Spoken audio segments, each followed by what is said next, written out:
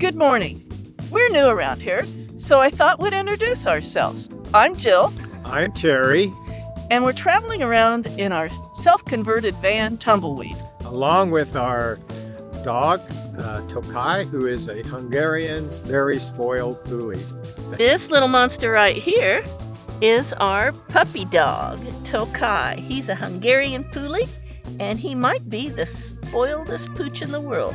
We started out at the beach at Vameveke, and we came along here. Enjoyed seeing the town of Varna. It's a very nice little spot. Came on down and had ourselves a lovely hot soak outside of Burgas. Came back, toured the resort town of Sozopol, came on down here, and went down here, thinking that we could cross on a road that's not on this map. But it was closed, the road was closed, so we came back up here, crossed along here, and crossed into Turkey at the border crossing of Malko Tarnovo. Bulgaria.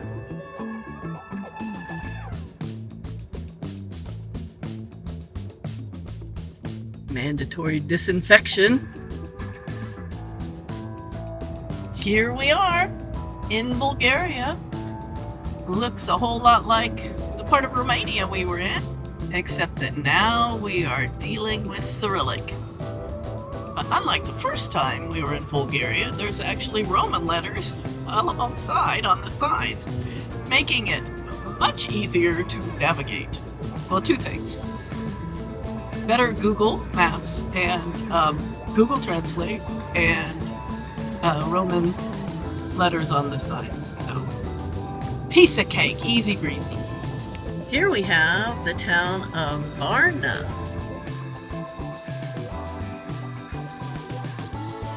The town of Varna is probably the premier seaside coastal resort in Bulgaria.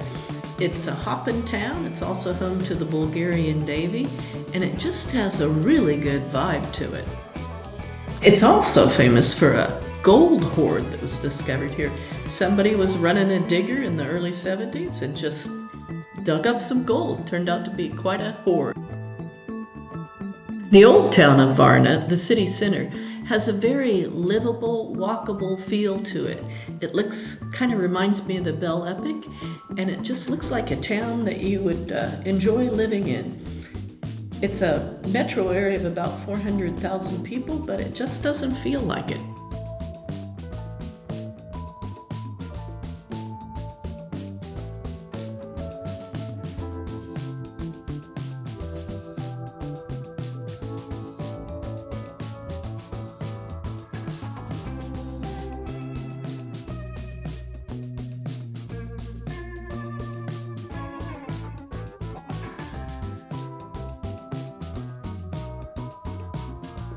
What looks suspiciously like vineyards. So, we're punching along the Black Sea coast of Bulgaria, and it's been an interesting experience because you cross the border and then all of a sudden you can't read because everything is in Bulgarian is written in the Cyrillic alphabet. So, poof, one little line and you are illiterate. But it does give a little insight into how illiterate people function because, you're looking at the picture and going, oh, they're probably advertising yogurt or a beach vacation or something like that. So that's been an interesting experience, our little soiree into illiteracy. And the next thing that I've noticed about Bulgaria that I thought was very interesting is the way they nod yes and no is exactly opposite of the way that we do. So we rocked up to a car wash because the van was just filthy as all get out. The weather's been bad and the van was just coated in mud. Anyway, so we go up to this car wash and I'm talking to the guy, how much is it? And do you do it or do we do it? And he goes, no, we'll do it for you. In perfect English, I must add. And I said, well, how much does it cost? He's like, well, 20 lev. And we're like, okay. but we don't have any cash, so can we pay in euro? And he looks over at his boss, and his boss goes, head. I went, oh crap, we can't pay in euro. And the guy goes to me, yeah, sure, you can use euro. And then we found out that in 2 days from now, well, on January 1st, Bulgaria joins the Eurozone. So they will be transitioning from the Bulgarian lev into the euro. Ginormous beach resorts. Absolutely ginormous beach resorts. This was a beautiful descent down out of the Balkan Mountains, the Stara Planina in Bulgarian. They run east-west across Bulgaria and they terminate at the Black Sea.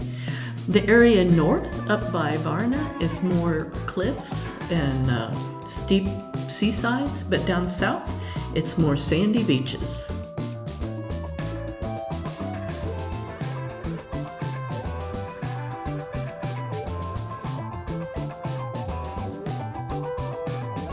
With the setting sun, it made for a beautiful drive down to the sea. Good morning. We're outside the town of Vargas, Romania, at a hot spring. And we have behind us a fountain. And I don't know if you can see it. It's steaming because the water comes out hot. That is so cool. We're outside the Aquae Caldie hot water complex, ancient hot spring in Bulgaria. Luckily for us, we're off to take a hot soak. We just saw the fountain where the water comes out hot, and now we're off for a relaxing hot soak. Here's all the do's and don'ts. So we know exactly what to do.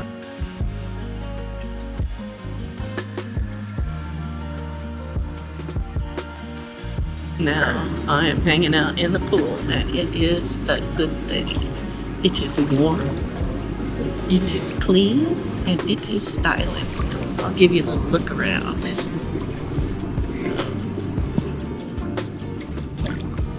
There we have the bathing nymphs, I guess, a mosaic. Yes, there we have the loungy area.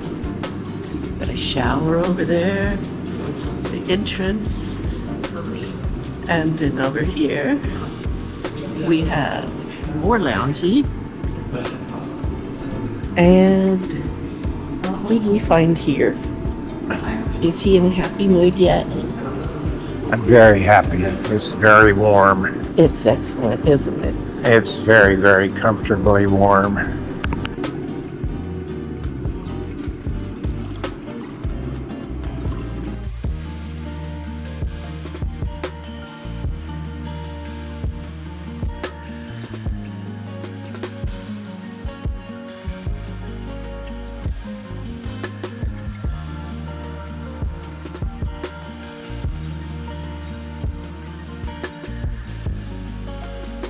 Are you having a good time? Oh, it's lovely. It's warm. It's relaxing.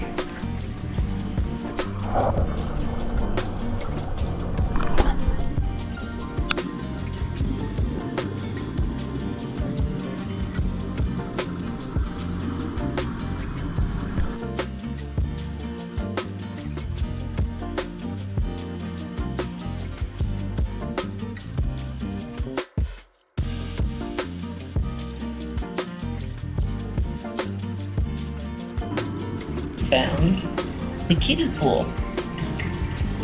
Not as deep, but it's much warmer, and that is nice.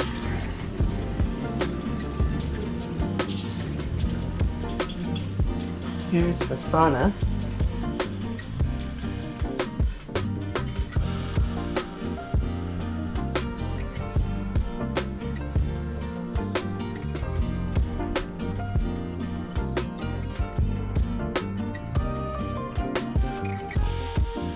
This has turned out to be just a perfect morning.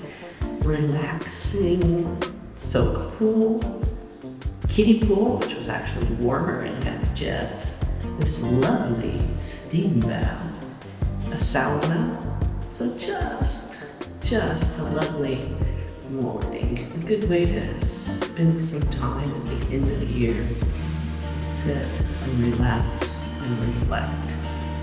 I went to the sauna and the steam bath or steam room, and I have to say, wow, quite nice. And I love heat. I like warmth. They were both way too hot for me. Now, the thing that's interesting about this hot spring complex is that there's a museum behind us, and they have restored one of the Sultan's baths. So that's really cool. These are the baths of Suleiman I the Magnificent, and the story goes that he was cured of gout by these healing waters, so he built this lovely bath as a sign of thanks.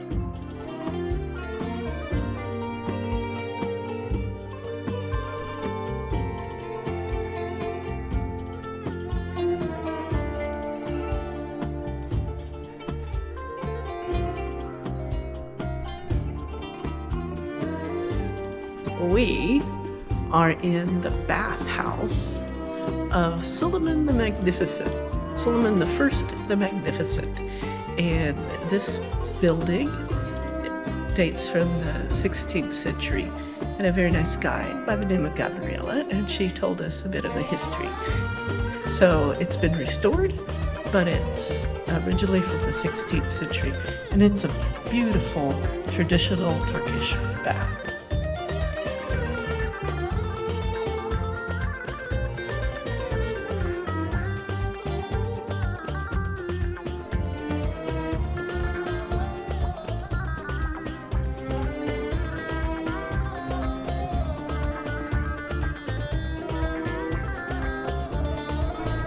They had a great 3D presentation projected onto the dome of the bath, so that was pretty cool.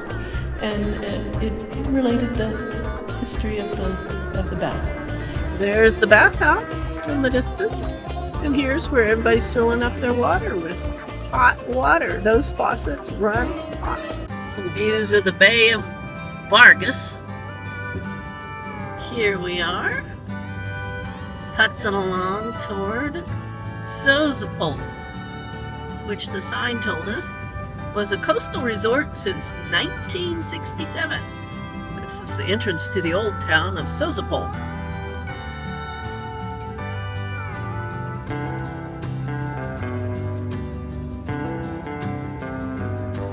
I think going left here. Straight would be very hard, very difficult. Yeah, very. Even though the sign said Sozopol was a resort since 1967, it was actually founded much earlier in the 7th century BC by the Greeks. It's also quite a fishing port. There's lots of little fishing boats here. And the cuisine seems to be a combination of fish restaurants and where the Balkan cuisine meets the Mediterranean, kind of a fusion Balkan Mediterranean scene for the restaurant. One of the more unique things about the city of Sozopol is the vampire. In 1972, they found an ancient grave where the skeleton had an iron bar pierced through the chest and the heart. Turns out the vampire of Sozopol is not unique. There have been over 100 medieval graves found in Bulgaria where the remains have been pierced through the heart to make sure that they do not come back as a vampire.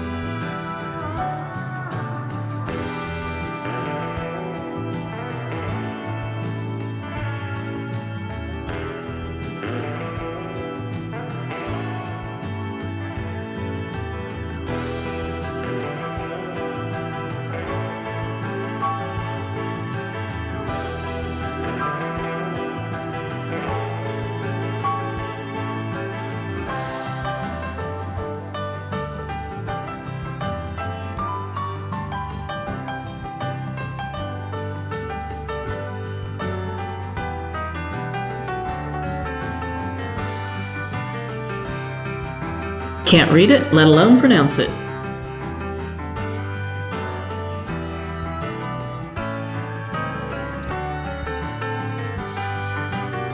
I thought this harbor, where the boats have individual ramps, was quite unique and interesting.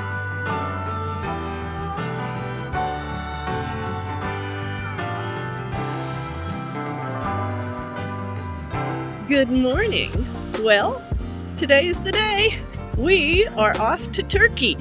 We've done what we think we can to get ready. We've got Tocai's documents, our passports, van registration, and I can't think of much else that we'd need. So, we're off to a new country. We are bopping along on our way to Turkiye.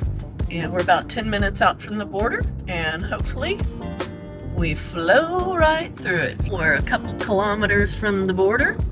We're gonna cross into Turkey from the border crossing near Malko Tarnovo in Bulgaria. So we'll be going from Bulgaria into the Thrace region of Turkey.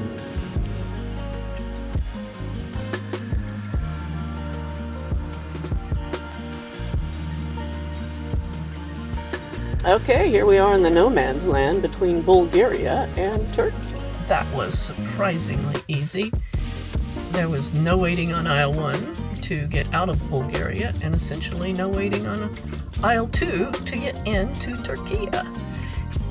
Now, Terry has gone to go get the mandatory toll sticker for Turkey.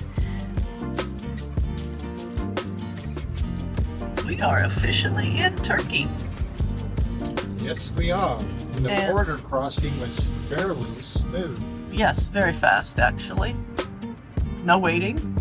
Then they just processed everything and off we went. Well, here's our first views of Turkey. Road like butter. It's exciting to be in a new country, and I'm glad we can share it with you.